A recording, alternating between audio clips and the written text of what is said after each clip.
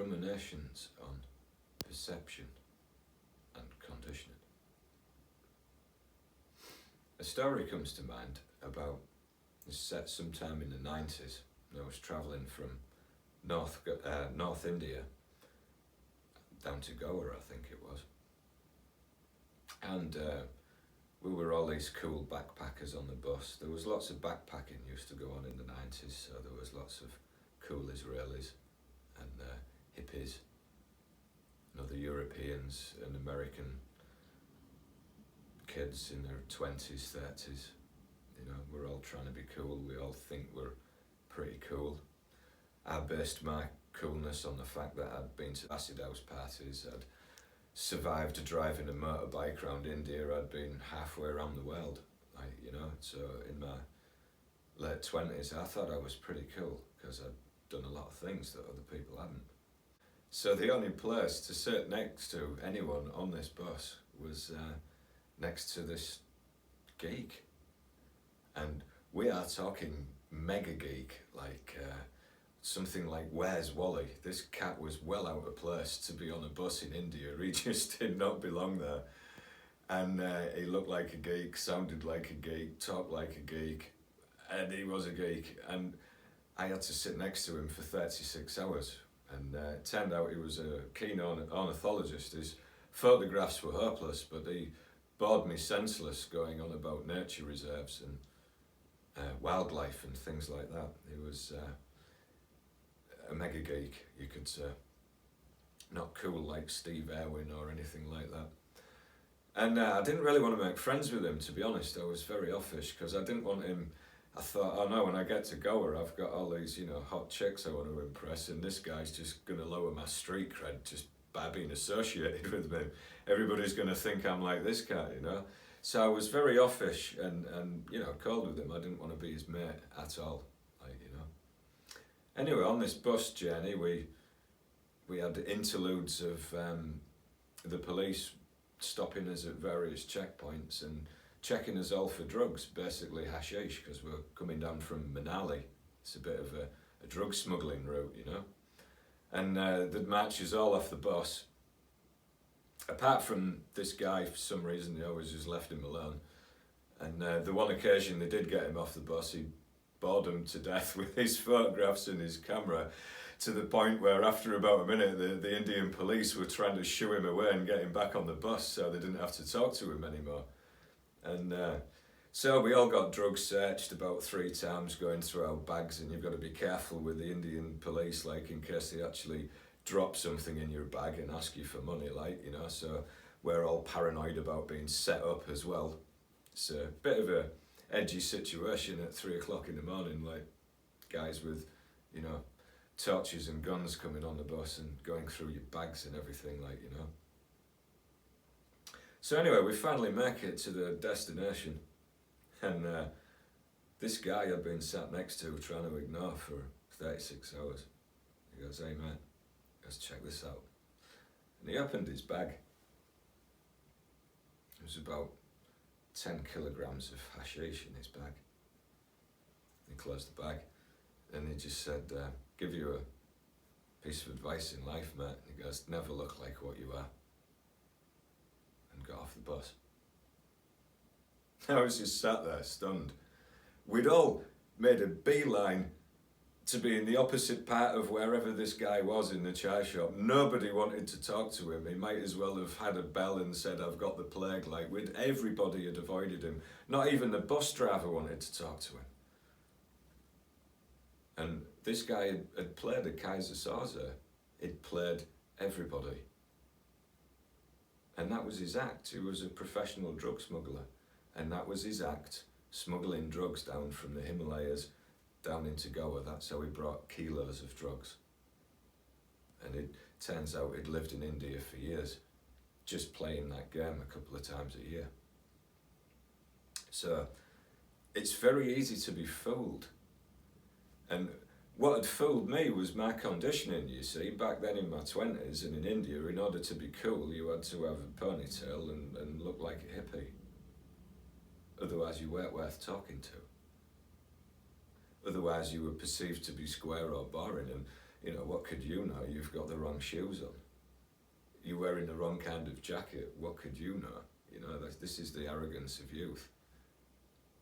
And we tend to judge people by their appearance. It's a devastating mistake that we all make. You know, we're taught at school, or we was when I was at school, is never judge a book by its cover. This is all perception and conditioning, and we dehumanize each other by the way we look and by politics. You know, if somebody believes this or follows this party, then they have to be that kind of person. No, they're just a human being.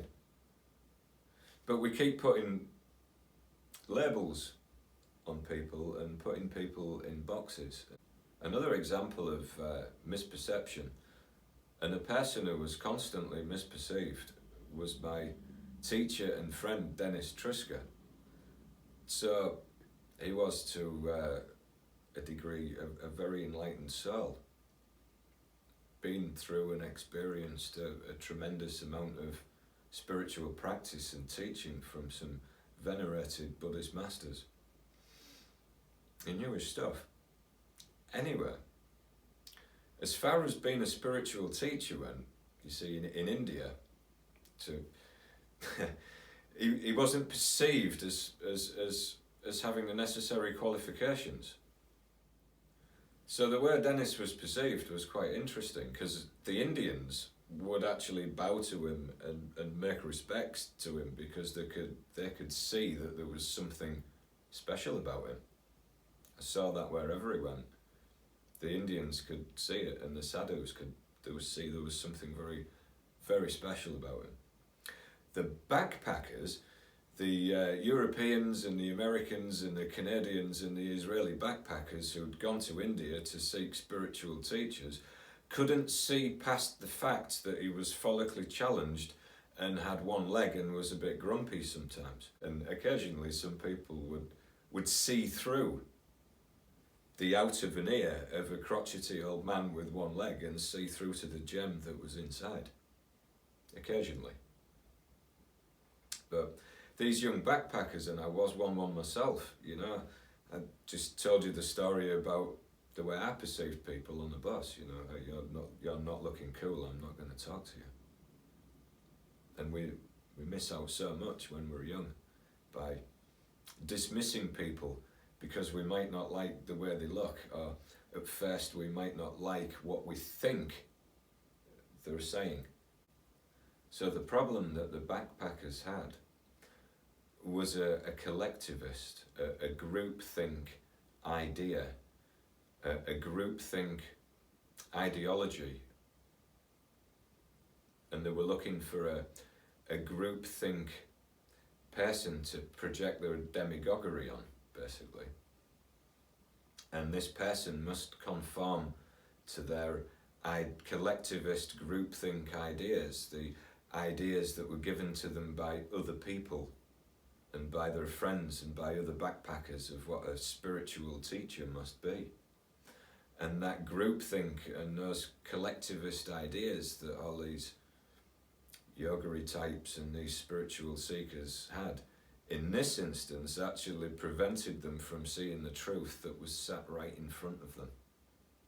Because he didn't conform to their idea of what a spiritual person should be. So their conditioning, if you like, had prevented them from seeing the truth. And if we look at what's going on in the world today, this is it's become a life-threatening situation, hasn't it? With people's conditioning.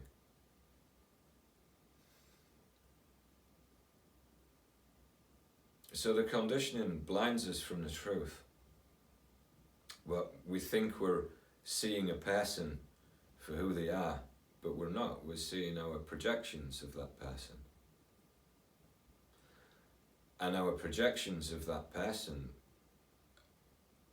are based out of values that are not our own. They're values that were given to us by other people. So we've learned in this world then to give away our minds, to give away our authority over what we think and our authority over what we believe, to people with stronger minds, to people who are fast with words and fast with ideas, but they're also conditioned and held to collectivist views. They don't step away from the groupthink ideology that they've embedded themselves in, because that would lead to persecution or isolation or punishment. So we've devolved into groupthink, and in spirituality what we have to do is realise that we and everybody else is very deeply conditioned, and nobody's mind is really seeing the truth. We've been conditioned to believe that these minds that have been super educated and they wear white coats and suits and use big words, but they're just the guy on the bus. They're pretenders, and well, their game is to pretend to be an expert, and they're pretending to be an expert in the nature of life, the universe and everything, but all they are is a mind. And if you stay in mind, you can't resist them, because their mind is stronger. The only way to resist these minds is to realise that all mind is an illusion, and nobody's mind has the truth. The truth is empty, the truth is silent, and the truth is within each person.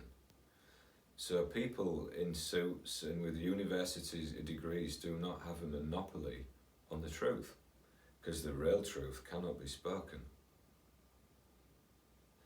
So when we realise that our own mind is an imposter, and we realise, as I've done and had so many harsh lessons in India, when I've realised that, wow, I've got it all wrong. And I've caught my mind being an imposter. I've caught my mind and my conditioning tricking me and fooling me into seeing what I wanted to see rather than actually what was actually in front of me. And because I've realised that there's this tendency within myself, then I know that it's within everybody else. So we have to look at our conditioning. Very many levels. There's our family conditioning, our racial conditioning. There's the conditioning of the country and the religion that you grew up in. Depending on which decade you lived, there's a particular type of scientific conditioning. There's medical conditioning. The way we look at history is conditioning. In fact, the whole way that we perceive the world and our values were largely given to us by other people.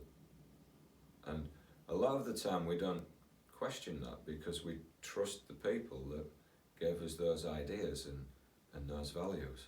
So we've all got this scientific, the mass of society has a material scientific conditioning, and there's a belief that certain states of mind can be earned or achieved through owning certain things. It's how the advertising world works. If you own a certain car, you'll feel a certain experience and you'll feel free. The fact is, you've spent 40 years of your life working as a slave to have that 5 minutes of freedom in your car, and an idea that somebody sold you to make you want that car.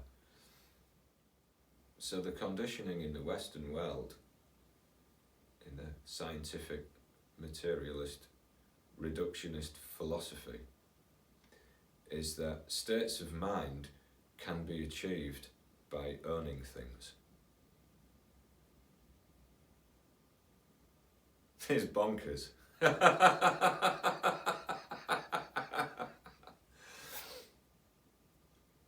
So the very way that we even interpret the world is conditioning. Everything is your conditioning. The way you perceive the world, your likes, your dislikes, your values. Dennis once said to me, if you want to know what's true, I'll make it very simple for you, Jason. He said, what did you know with the day you were born? That's true. Everything else is just an idea or a concept that you had from somebody else.